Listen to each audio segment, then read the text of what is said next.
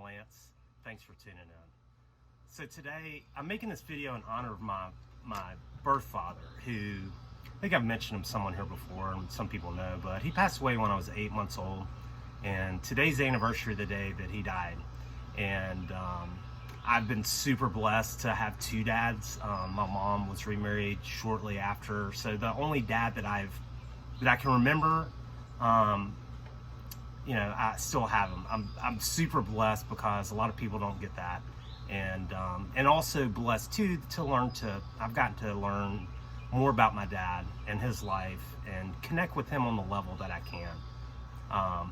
But anyway, today I want to talk about conscious parenting, things that I've learned, and I will start this video, and I can go get two kids to confirm. With this disclaimer, I am far from a perfect parent. You know, we have kids, and they don't come with instruction books. I've looked.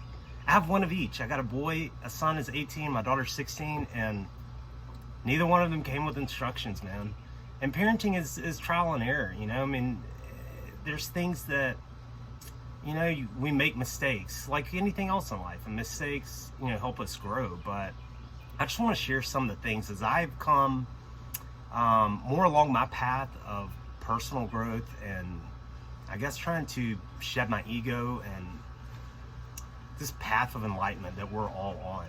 There's some things that I've learned that I think have been beneficial that I've tried to put into practice. So I just thought, in honor of my birth dad, I wanted to make this video about conscious parenting and things that we can all do. And this is not like telling you what to do at all, because shit, like I said, I'm far from perfect at parenting, but I do try to be a better one every day. And the biggest issue with parenting, I think, is our ego gets in the way, as it does in a lot of things in life. You know, we're often, you know, feeling the need to be right. We feel above our kids, and a lot of people, you know, especially when kids are acting up and whatever, we can overreact and make bad decisions. But and another problem too is a lot of us, we're just repeating patterns that have been passed down generationally, because, you know, if I did this when I was a kid, this happened to me. So if my kid does this, this happens to them. You know, we do a lot of things unconsciously, and that's why and you know, said consciously, because when we're more aware, we can see our behavior and see how it impacts our kids, and, you know, try to be better. So it's about being better than you were, you know. I mean, and it's not I don't believe it's my responsibility for how my kids ultimately turn out. Our kids come through us. You know, we're here to guide them, but also to let them live and let them learn too. So here are some of the things that I've come up with in at least 18 years. So number one is, don't make them do something without at least listening to them and having a fair and open discussion. You know, I think it's important, and there's going to be times, I'm not saying, this isn't saying let them run wild and do what they want to do. There's definitely going to be times that we have to tell kids no. And it's for their safety, for their own best interests. But sometimes we're overly safe, overly protective. And I think, you know, a lot of times, you know, we're just fed up with it. I don't want to, no, you're just going to do this anyway. My point that I'm learning, and that's kind of helped with my kids, is to at least be open and to having that discussion, to really listen to them and see their side of their point of view. And a lot of times my kids have made me more aware of their side of things. And like I said, there's no right or wrong, but I think it's important to actually listen before you're just giving out orders. Another, more truth. God, we lie to our kids out of the get-go. And I know that Santa Claus, Easter Bunny, Tooth Fairy, all those are fun and cute things, but truthfully, we're lying to them. We're telling them bold-faced lies. Think about, like, I remember, you know, being at like kids' birthday parties, and like kids are just brutally honest. If they open a gift and they already have one, they're gonna say, I already have this, and the parents are mortified. Oh God, don't say that. You know, what are we teaching our kids? And also, in truth, be truthful about yourself. You know, I've opened up about a lot of my experiences in life, things that I've experienced, good, bad, whatever. And I think it's important to be honest with them. You know, a lot of parents try to hold back what they did because they don't want their kid to find out, oh, what if, you know, I don't want them to know that I did this or I did that.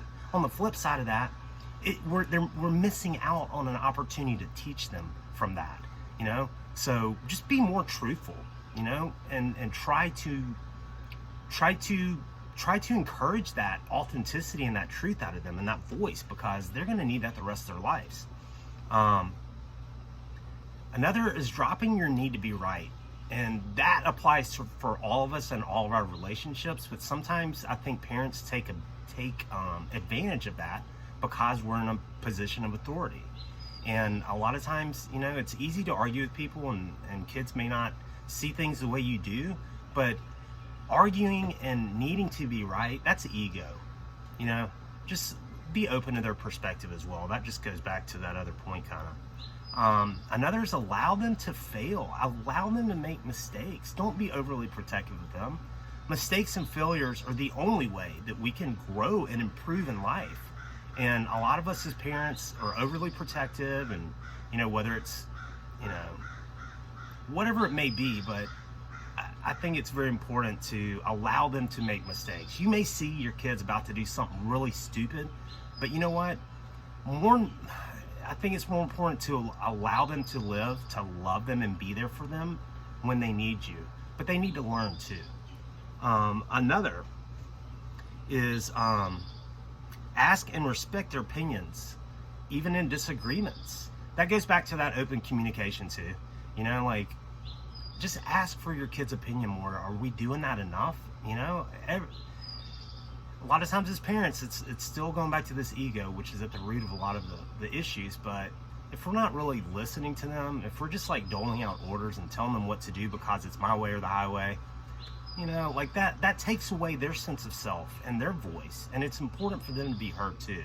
Doesn't mean they're going to be right, because trust me, they're kids, and sometimes, you know, sometimes you're going to have to say no. That's part of it. But I think it's important to listen and encourage that open dialogue.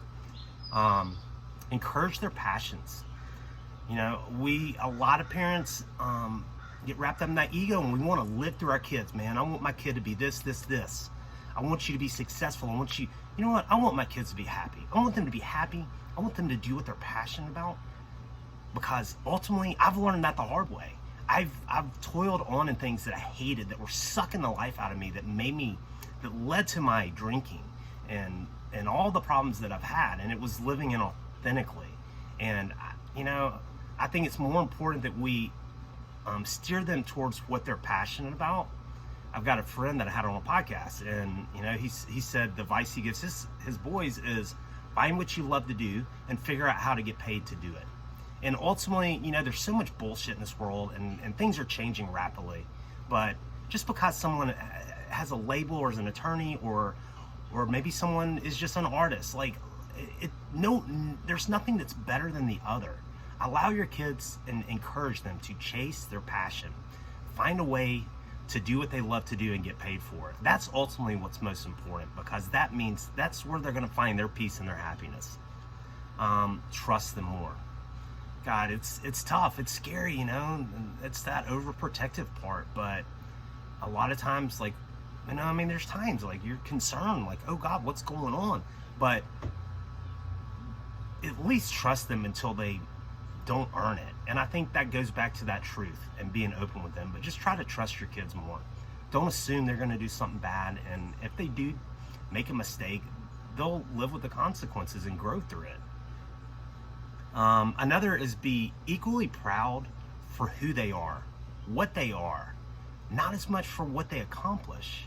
Look at our system today with like school and stuff. What school teaches us: if you do good, great, you get ribbon, you know, tassels around your thing at graduation. Good grades, praise. Bad grades, you're bad. You know, that good, bad. And if we focus so much on praise and overly praise, that becomes disingenuous and hollow to them.